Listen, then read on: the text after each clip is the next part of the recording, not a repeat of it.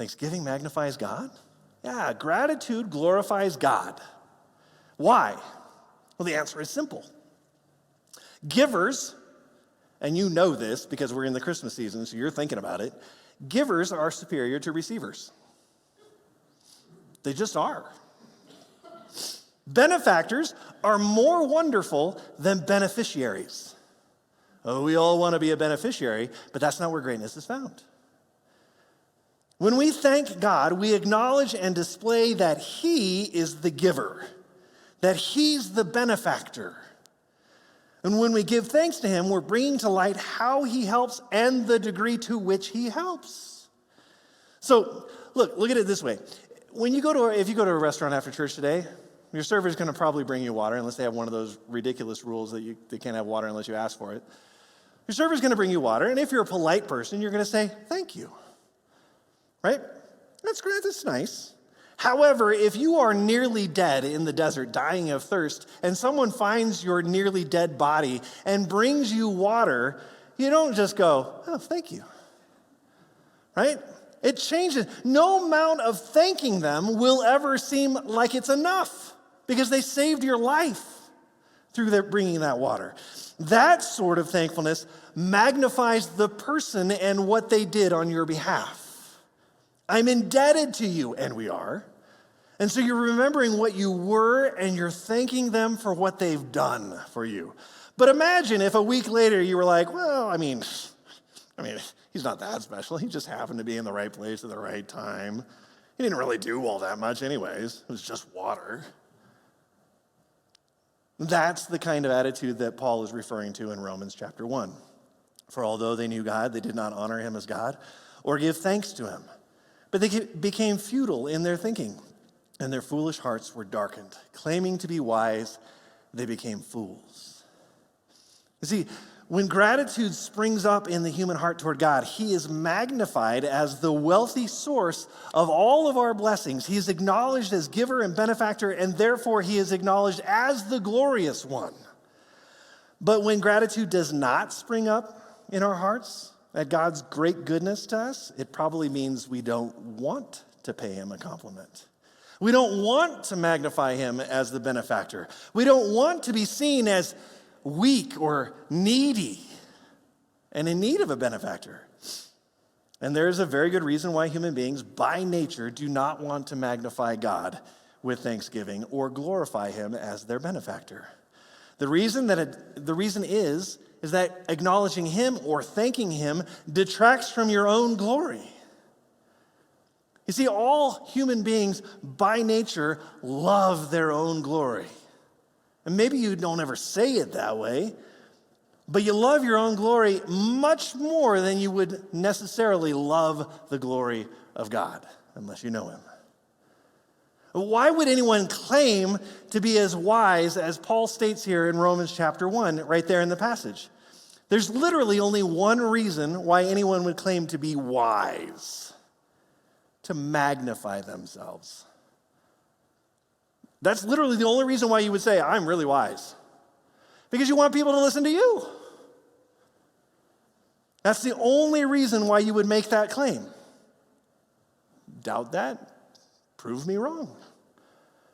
But I've been thinking about it all week. I can't think of any other reason why someone would claim to be wise.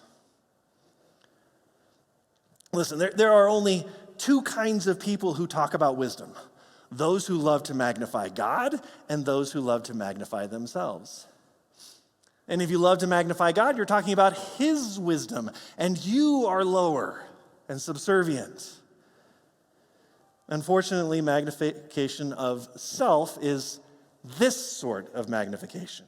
It's microscopic. You're making yourself out to be much grander than you really are.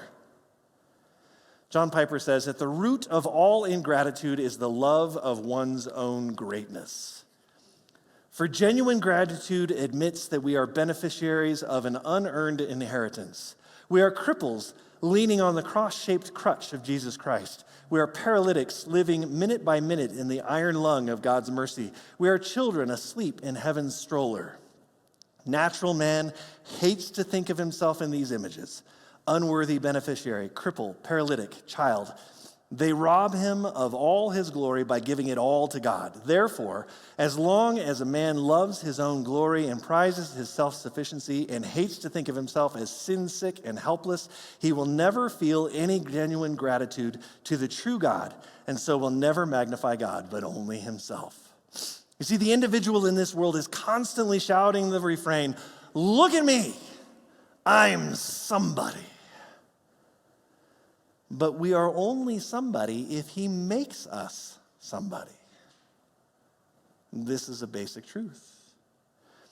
So thanksgiving, by its nature, takes our focus off ourselves and puts it onto our benefactor. This is why David says, "I will magnify him with thanksgiving. This will please the Lord more than an ox or a bull with horns and hooves." Thanksgiving is more pleasing to God than a great big sacrifice, says David. You see, an ox was an expensive sacrifice in those days. It took a lot of resources for a farmer to raise an ox. So why does the offering of some expensive animal please God less than offering genuine thanks? Psalm 50 gives us the answer. Verse 9, "I will not accept a bull from your house or goats from your folds. For every beast of the forest is mine, the cattle on 1,000 hills." Verse 12, "If I were hungry, I would not tell you, for the world and its fullness are mine." Verse 14, "Offer to God a sacrifice of thanksgiving and perform your vows to the Most High." See, God is telling us through the psalmist, the whole reason that you're giving to me is because you think you're helping me somehow. You're giving to me so that somehow and in some way you can obligate me. God says, "I don't have any deficiencies, none. I don't need anything. I already own it all." So what seems like a great honor to a human being is actually an insult to God. Every beast of the forest is mine, the cattle on 1,000 hills. You think you're giving me a bull or an ox? You can't give me a bull or an ox. They're not yours to give. They're already mine. I created them, I sustain them, and the only reason that you have them is because I gave them to you. But this is how we are, right? This is how all of humanity is. Even in our practice of religion, we find a way to raise our status to that of a self-sufficient benefactor, even before God. "Oh, God, you're so lucky to have me." But David knows, my thankful heart is me lowering myself in humility, and that will please God more than any grandiose display.